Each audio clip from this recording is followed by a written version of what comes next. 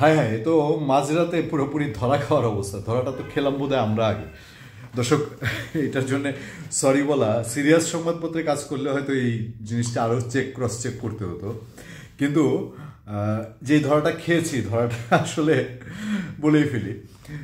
আমরা এর আগে কন্টেন্টে আপনাদেরকে জানিয়েছি, অবশ্য দায়িত্ব আমরা তখনও রেফারেন্স দিয়েছি কালের কণ্ঠ এবং RTV নিউজ পোর্টালে। তারা দুইটি পোর্টালেই বলেছে যে ডোনাল্ড ট্রাম্প, আমেরিকার নতুন প্রেসিডেন্ট, দ্বিতীয়বারের মনোনীত নির্বাচিত, তিনি তার ব্রেকফাস্ট অনুষ্ঠানে তিনি বিএনপি ভারপ্রাপ্ত চেয়ারম্যান তারেক রহমান, বিএনপি মহাসচিব মির্জা ফখরুল ইসলাম আলমগীর এবং বিএনপির স্ট্যান্ডিং কমিটির মেম্বার, জাতীয় স্থায়ী কমিটির সদস্য আমির খসরু মাহমুদ চৌধুরীকে দাওয়াত দিয়েছেন। এবং এই খবরটি অনেক পত্রপত্রিকায় ফলো করে প্রচার হয়েছে। আমি তাদের রেফারেন্সে জানিয়েছি এবং নিঃসন্দেহে এই ধরনের একটি খবরে আপনার বিএনপির লোকজন উচ্ছ্বসিত হয়েছে, এটাই স্বাভাবিক। এবং ইন্টারেস্টিংলি এই খবরটা নিশ্চিত করেছে বিএনপি চেয়ারপারসন বেগম খালেদা জিয়ার মিডিয়া সেলও। তারাও জানিয়েছে 5 থেকে 6 ফেব্রুয়ারি এই ধরনের একটি প্রোগ্রামে আপনার তারেক রহমান সহ অন্যান্যরা দাওয়াত পেয়েছেন এবং বিএনপি মহাসচিব দাওয়াত পেয়েছেন গত শুক্রবার।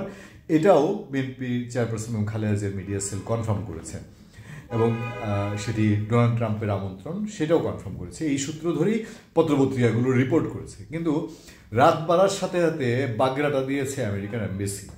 স্বয়ং আমেরিকান এমবেসি থেকে বলা হচ্ছে এই ধরনের কোনো প্রোগ্রামের সাথে মার্কিন সরকারের কোনো সম্পৃক্ততা নেই।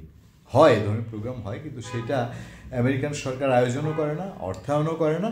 এবং ডোনাল্ড ট্রাম্প যে দাওয়াত দিয়েছেন এই বিষয়টাও তাহলে প্রশ্নবিদ্ধ হয়ে ওঠে। এখন আমি জানি না বিএনপি 5 আগস্টের পরের বিভিন্ন ঘটনা, এর আগে পরে তাদের লোকজনের চাঁদাবাজির অভিযোগ, সেগুলোর প্রেক্ষিতে আবার যে সত্যিকার চাঁদাবাজি দখলদারিত্ব করে তার বিরুদ্ধে কতটা ব্যবস্থা হচ্ছে। আবার এমনও হয়েছে যে চাঁদা চায়নি, চাঁদার সঙ্গে তার সম্পৃক্ততাও নেই, দলীয় প্যাচে পড়ে ওই লোককে বহিষ্কার করে দিয়েছেন। এবং স্ট্র্যাটেজিক্যালি 5 আগস্টের পরে বিএনপির যে জামাত ইসলামী কেন এগিয়ে গিয়েছে, এটাও অনেকের কাছে বড় প্রশ্ন। এখন তারেক রহমান হাইলাইটেড হয়েছেন, অনেকে উচ্ছ্বসিত হয়েছেন। আমরা সেই কন্টেন্টগুলোতে আপনাদেরকে বলেছি, দেখেন গত বছর ইন্ডিয়াতে G8 কনফারেন্সে সেখানে শেখ হাসিনা ছবি তুলেছিলেন জো বাইডেনের সাথে, সেলফি তুলেছিলেন তার মেয়ে সাইমা ওয়াজেদ পুতুলকে নিয়ে। তখন মোটামুটি ওই এক সেলফি ধরেই আওয়ামী লীগের মধ্যে অনেক নেতাকর্মীর মধ্যে কনফিডেন্স ছিল যে ইলেকশন হয়ে যাবে, আমেরিকা ম্যানেজ।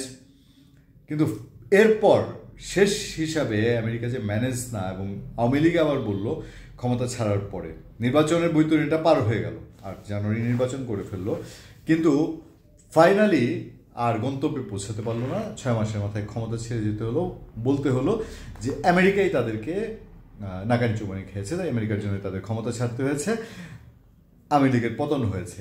সেই দিকে ইঙ্গিত করে আমরা বলেছিলাম যে ডোনাল্ড ট্রাম্প যদি কোনো দাওয়াতও দিয়ে থাকেন, হ্যাঁ অবশ্যই এটা সম্মানের, এটা রেয়ার, ব্যতিক্রমী এবং এটা খুব উল্লেখ করার মতন।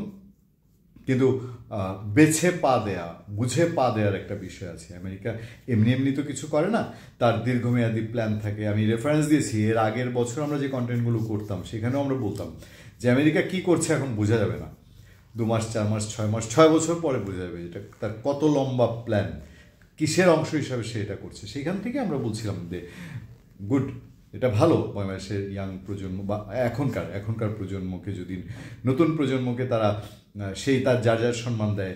বিএনপি ভারপ্রাপ্ত চেয়ারম্যান তারেক রহমান দাওয়াত পেলেন, গেলেন, কিন্তু খুব বেশি উচ্ছ্বসিত হওয়ার জায়গা নেই। কিন্তু মোদ্দা কথা দিন শেষে যখন দাঁড়ালো, পুরো খবরটি আসলে আমি এক বাংলায় বললে তো তাহলে ভুয়াই বলা যায়। যে একটা যেটা ট্রাম্প দাওয়াত দিয়েছেন, মনে হয় যে আমেরিকার প্রেসিডেন্ট ট্রাম্প তো 20 জানুয়ারি শপথ নিচ্ছেন, তারপরের অনুষ্ঠানটি তাহলে আমেরিকান গভর্নমেন্টের বা আমেরিকান প্রেসিডেন্ট হিসেবে ট্রাম্প দাওয়াত দিচ্ছেন। আমেরিকান এমবেসি যে স্টেটমেন্টটা দিয়েছে তাতে বোঝা যাচ্ছে ব্যাপারটা আসলে তেমন না। ধন্যবাদ সবাইকে, ভালো থাকবেন, সুস্থ থাকবেন, আবার দেখা হবে, আবার কথা হবে আপনাদের সাথে। আমি আতিক রহমান, পূর্ণিয়া।